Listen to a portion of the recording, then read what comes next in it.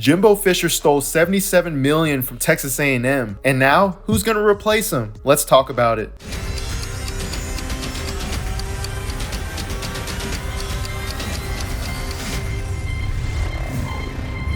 FanBuzz Weekly starts now. What's up, everyone? Welcome to FanBuzz Weekly. I am Tyler, joined alongside Patrick. Thanks so much for tuning in.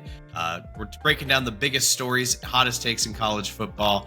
Before we start, don't forget to sign up for our newsletter. Follow us on socials. For all of that, all of the information is in the description below, so make sure you check that out. But before we begin, Patrick, I'm getting a little sad because we're nearing the end of college football season, and it kind of feels like this has been one of the best years of college football.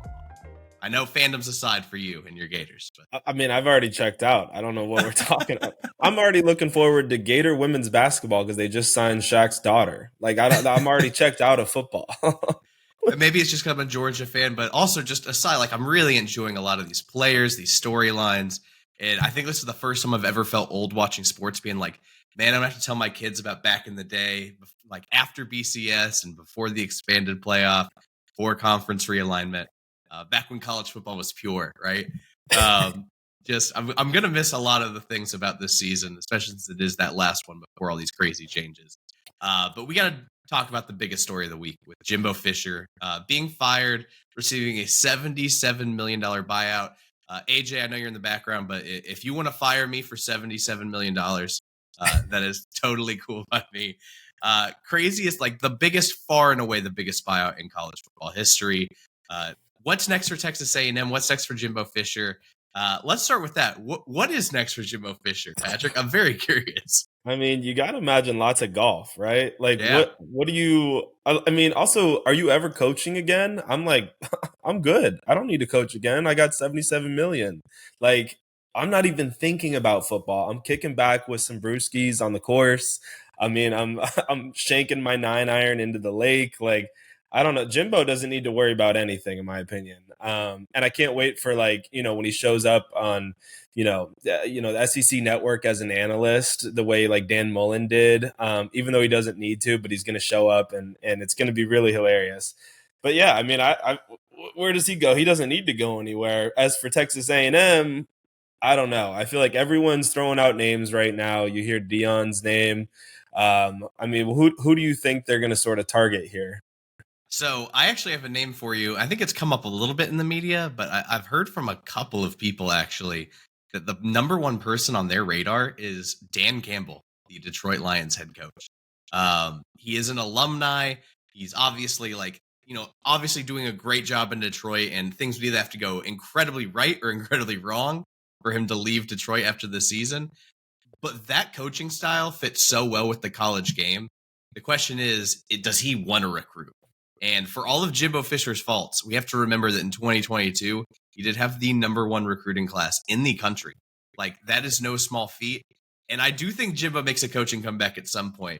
You have to be a real sicko to be a college football head coach. Like, you really have to love that grind. And that has to be your purpose. So I can absolutely see him coaching again. It's really hard to stop scratching that itch. And I know, like, I always think of Ed Orgeron. I know he's enjoying kind of his time off right now. I still think he comes back.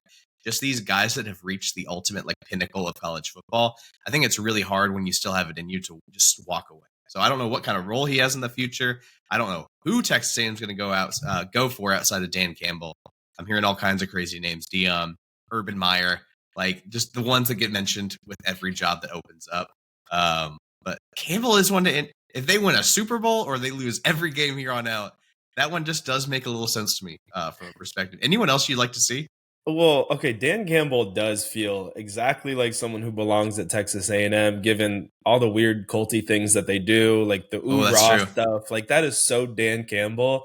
But also, the Lions are good. So, like, I don't know that he would need – like, he'd have to be paid, like, $100 million. Like, I don't even know what you pay him to get him to leave. Yeah. And, I mean, look what they just did with Jimbo. Like, now they're kind of on the hook for all this money.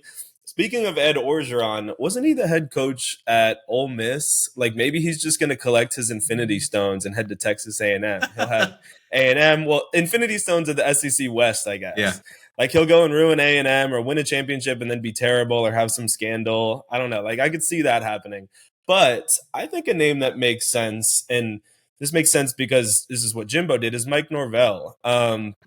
He's got FSU rolling, right? It could be like, even if they win a national championship this year, which is what Jimbo did at FSU, the problem is the ACC's future is so uncertain. I mean, FSU feels like they like almost want to leave the ACC. So like, if you're Norvell, why not jump to the SEC now? Or, like after the season, whatever it may be. I don't know. I also just think it would be so funny if they did the exact same thing, maybe pay him a crap ton of money, just like they did with Jimbo. But I mean, I don't know. I just think the ACC is so weak and uncertain that it would make a whole lot of sense to join the SEC, which is gaining Texas and Oklahoma. I mean, it is the prestigious conference in college football, and you can't tell me otherwise. I'd be really curious how much money they need to throw at Dan Lanning at Oregon. I mean, what a rise up the college football ranks that guy's had. But with Oregon moving to the Big Ten, I don't know how Dan Lanning feels about that. I don't know how the season's going to end for a team that's, probably is one of the best 4 teams in college football, as much as I hate to say it, and based on rankings and everything like that. But it feels like a team that's continually gotten better as the season's gone on. And I think he's built a really strong culture there. But again, if you're facing like a contract with a $77 million buyout at some point in case things go south, kind of hard to turn down that kind of money. Yeah, well, and didn't he? I think he said yesterday, like, he is absolutely not leaving Oregon. Like, That's what everyone says about every I was gonna say, everyone says that when you hear the media talking about this, like, I don't care what the coach says. Like, that does not mean a damn thing. It's one of the more interesting jobs because it's an SEC role, because of the Jimbo Fisher failure, because of the flashes we've seen in the past from Texas A&M. Will be probably the most interesting head coach search in college football this offseason, which is sadly kind of coming up. We're nearing the end. We're almost at rivalry week. That Thanksgiving weekend, always a good time.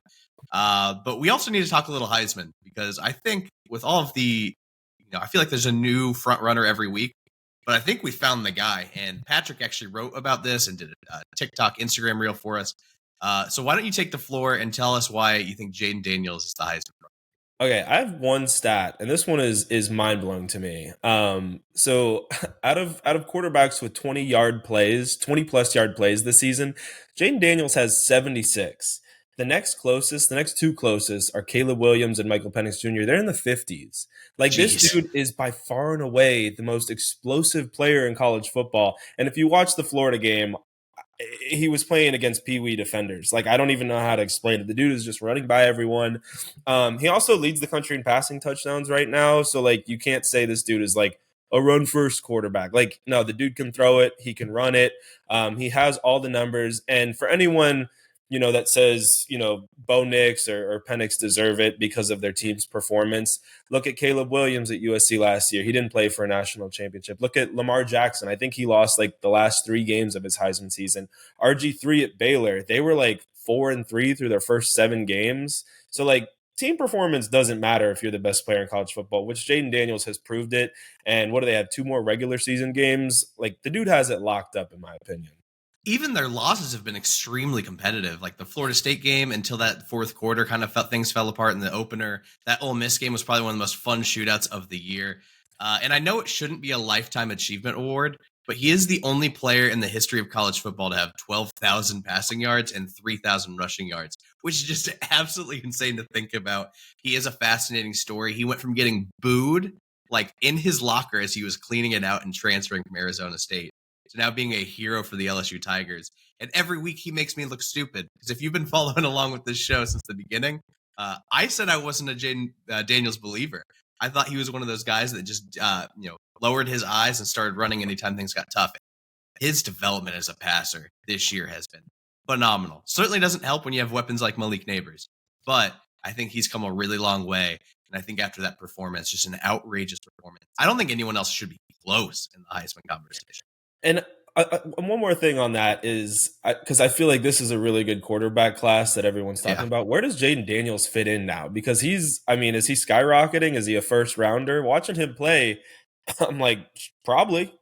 I mean, I'm not a scout, but damn. So you know me, I'm the big draft guy. That's my favorite time of year. You just haven't had the time to really go through and grade out quarterbacks yet. JJ McCarthy was kind of in that, I think, QB3 thing for me. I love Penix. I'm an IU guy. He was an IU guy. Just the age and injury history concerns me. Bo Nix is in that conversation. Jayden Daniels might be in that conversation. And I think a lot of these quarterbacks are going to go earlier than we think, simply because who is the guy in 2025?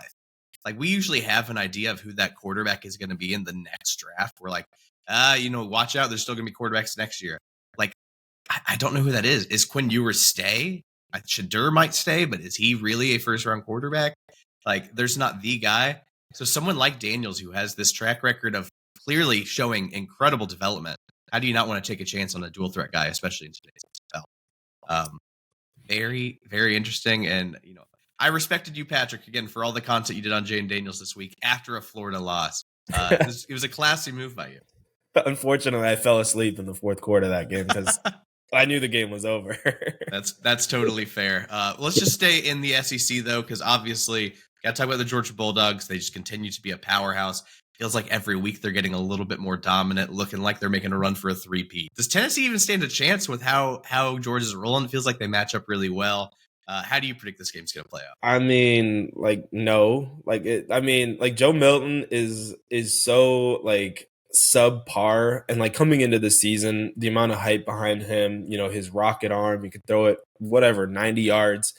It all doesn't matter if you can't hit your receivers. I was digging into some numbers because I want to see just how average he is. According to ESPN stats, there are actually 53 quarterbacks ahead of him in quarterback rating this year. This dude, he's not the guy. And Missouri just crushed him, right? What did they put up? 7 points against Missouri. That is a very good Missouri team, by the way. Right. Yeah. Very impressed. So it's and also I think Tennessee is just not that good, even though they've beaten South Carolina. I think they might have beaten Kentucky too, but then Florida beats them. So it's kind of been who is this team? But I think they're just not that good. And especially when they go against Georgia, they're definitely not going to be that good. Speaking of Georgia, Who's that white dude that you were talking about, the receiver? Because Lad McConkey, dude. Guarantee Bill Belichick has his eyes on him. Guarantee you. I'm not joking. Lad McConkey is a legitimate wide receiver prospect. Yeah. And I know this wide receiver class is absolutely loaded. That kid, in my mind, is a surefire day 2 pick.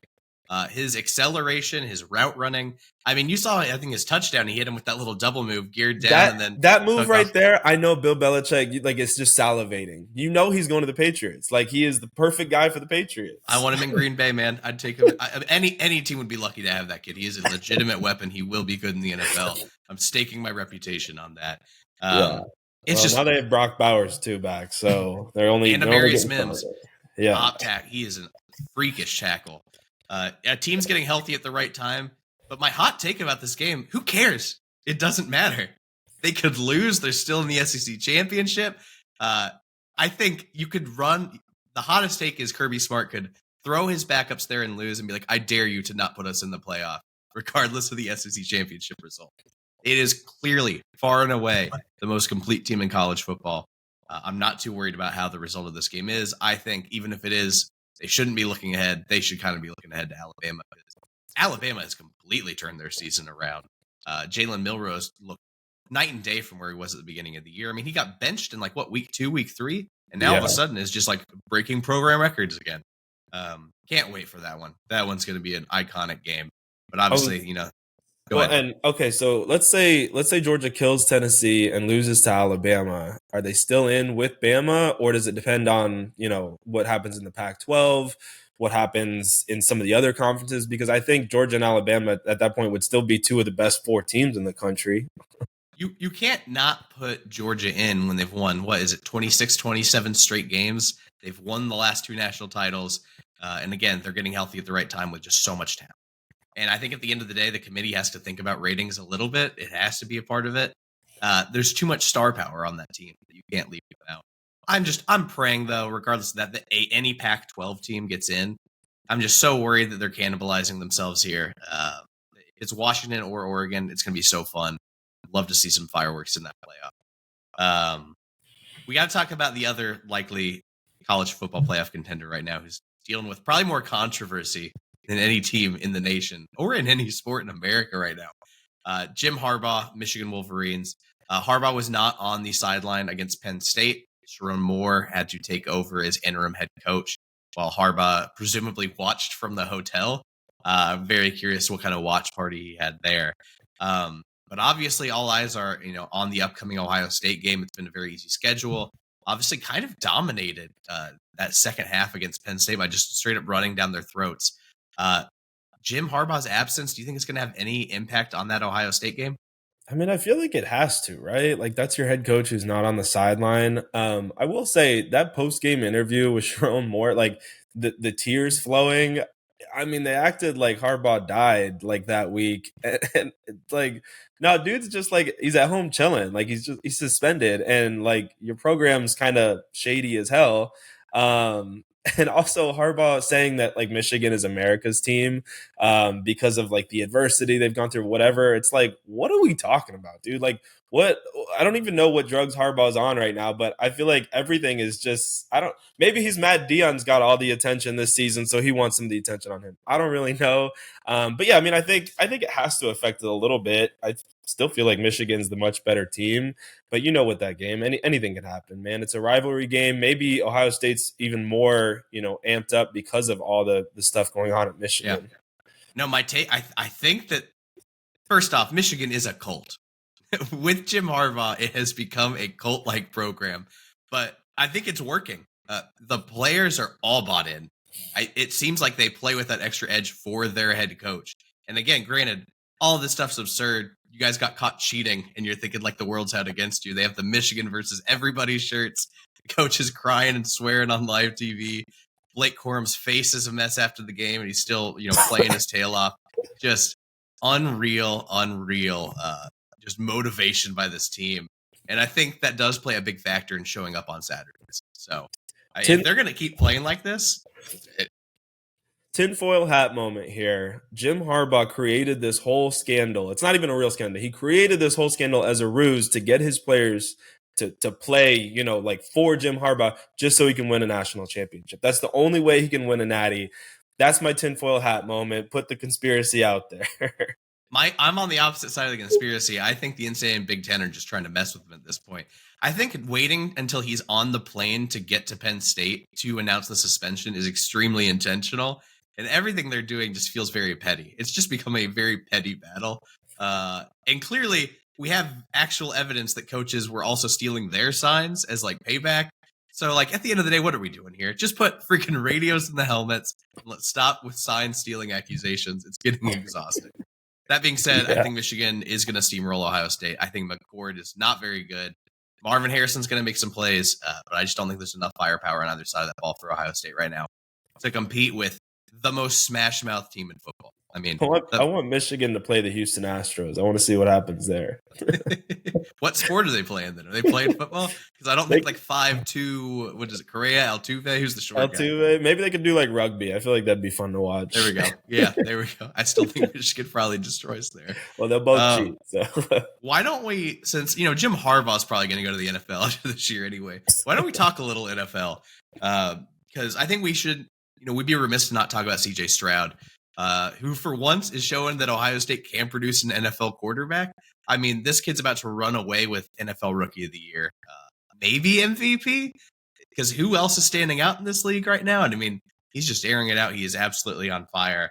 But I do want to talk a little bit more about the rookies because, obviously we do cover a lot of college football. We want to talk about some NFL, especially because we've seen a lot of these guys play in college.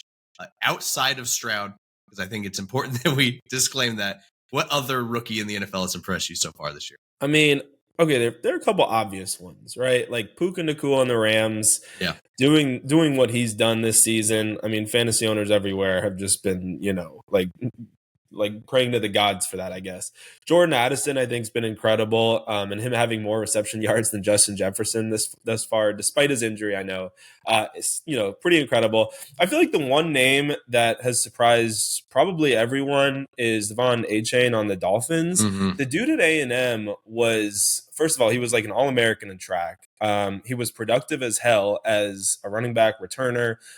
He also ran the fastest 40-yard dash at the combine out of any running back or wide receiver.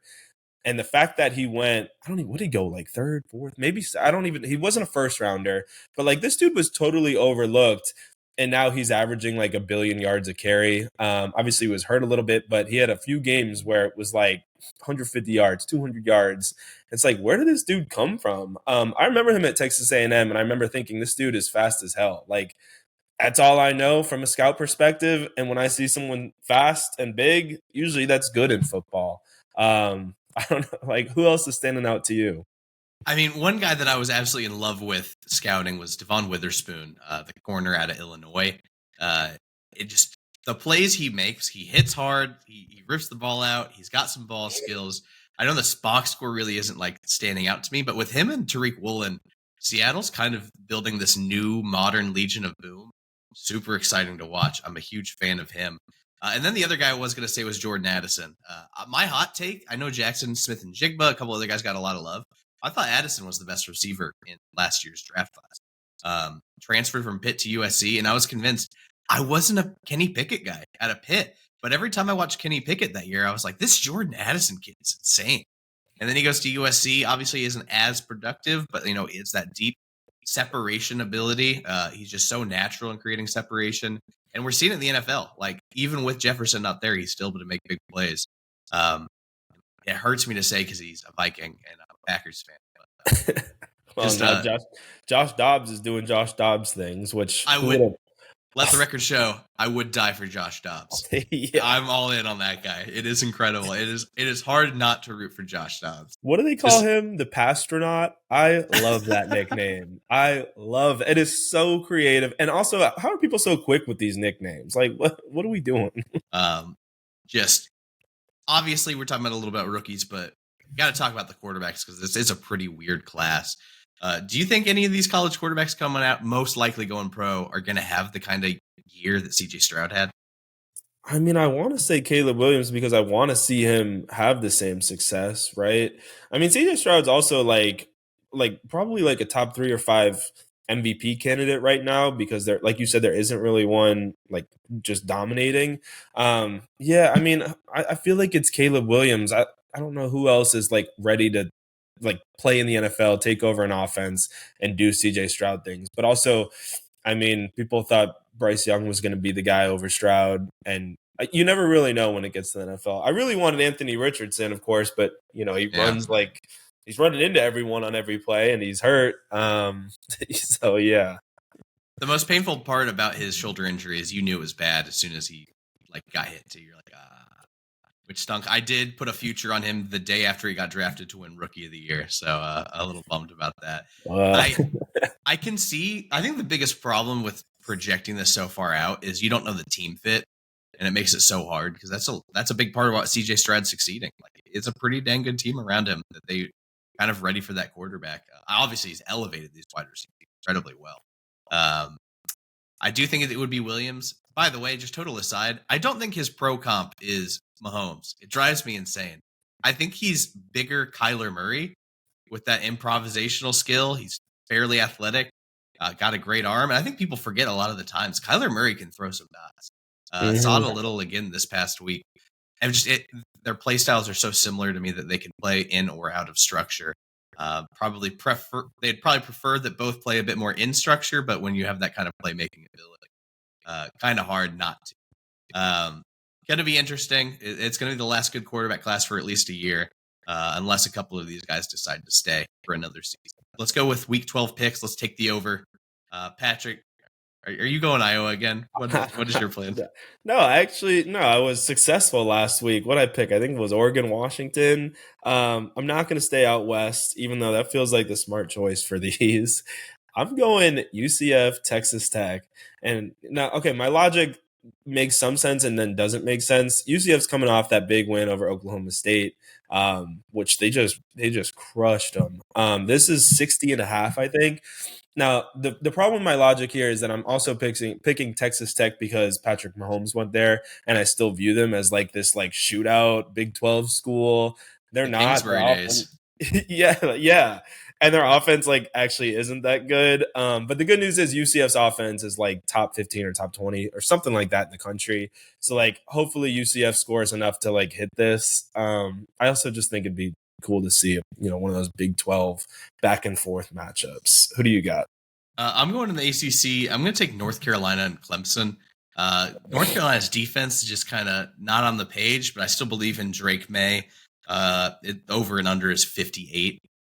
Clemson's kind of clicking. They're starting to get it together finally. Cade Klubnik is this highly recruited quarterback. Will Shipley's a nice running back. They've got some legitimate weapons across the board there. I can see a little bit of a shootout happening there. I think it'd be pretty fun to watch. That's definitely one of the top games I'm tuning into anyway. And my always betting strategy is I'm just going to bet on the games I'm going to watch. I don't like betting on something that I'm not going to see. It kind of stresses me out because I don't know what's going on, if I need to make adjustments. So yeah, I'm going to go with that one. I think it'll be a pretty fun game. That's all of our betting advice. It's too bad Will's not here because Will's usually the guy that's kind of locked in on these bets. Will has like real advice. Like, yeah. But, just take ours or fade us. If you want to fade us, I will not be offended. Just you smart. do you. Yeah. I mean, Patrick over here keeps picking on Iowa. Like, I don't know. I'll jump back on Iowa. Don't worry. I'll get back on them next week. It's just a bit at this point. I'm really enjoying it. It really is. Why don't we just go ahead and jump into our final segment? Did you see this? Just talking about some of the most viral moments from the past weekend. What do you got? Mine's not as much of a moment as it is the fact that Mississippi State and Texas A&M both fired their head coach after the same game, which there is no way in hell that that's ever happened in history because most of the time you don't fire a coach after a win. So Mississippi State getting rid of Zach Arnett, I feel like was a little bit of a shocker because he was their first year head coach. But then also Jimbo being fired. I mean, I guess that move had been in the works, like they'd already made the decision, which also like, why wouldn't you fire him before the game? The timing felt a little weird, at least in terms of optics. Just, I don't think that's ever happened. And I doubt it'll ever happen again. Mine's not really a viral moment or anything, but it's something to keep an eye on. Deion just lost a commit, a 4-star. Yeah. I imagine there's going to be other recruits at Colorado sort of jumping ship because, well, look at their record. If they're not going to a bowl game, I know like they started out hot, but it ain't looking good in Boulder. Winston Watkins Jr., class of 2025 wide receiver, decided to decommit. He was top 100 in the ESPN 250. So like a big name would have been nice because I know they brought in a couple quarterbacks for these upcoming classes as eventual Shedeur replacements. But yeah, losing some weapons, decommitting already. Do kids think, they're not going to turn around fast enough? Is Deion going to jump ship? It's not great. Things are not as awesome in Colorado as we once thought, but they have a whole offseason of recruiting and transfer portals. They can turn it around. Travis Hunter will still be there. Shadeur's probably still going to be there. I still have hope. I was a big Deion hater, but seeing how he coaches, I've kind of bought in a little. I really hope they get an offensive line. Like, I think if they get an offensive line next season, they're going to be fine, and they're actually going to be fun to watch because they're going to be a lot better. But until they do, it feels like it can't happen. I need a Shedeur number 1 pick. Yeah. Or Travis Hunter, or both. Just go 1-2. It'd be so fascinating to see. Yeah. To the Falcons. I want them to the Falcons just like Prime was. Like, I want the swag. I want all of that. If Travis Hunter wants to come to Green Bay, I wouldn't hate it. We can play him both ways if he wants to do it in the NFL. See how that works.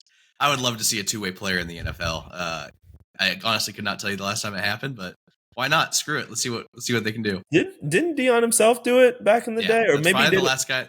Yeah. He did it. I think he did it maybe in college. I don't know if he did it in the NFL. Pretty sure he did it in the NFL. Yeah. This is showing our age now because I was way too young to watch Prime Deion Sanders. I think that's going to do it for today's episode. Shout out to Will, who is not here today, but I'm sure we'll have him back next week. Patrick, thank you so much for coming on. Shout out to AJ behind the scenes with production. Always does a phenomenal job with these episodes. But again, if you like the show, please make sure you subscribe, leave us a review wherever you listen to us podcast. And again, don't forget to check out our newsletter. You can see that in the description of the episode, again, wherever you're listening or watching. That'll do it. Thank you so much from us at FanBuzz Weekly. We'll see you next time. I heard some LSU fans who were saying like, oh, don't worry. Next year, we're going to get them back. We're going to get them back for that hit. You don't have to wait 4 years. And the guys on the field who were part of that game in that hit can, if they want, get their lick back.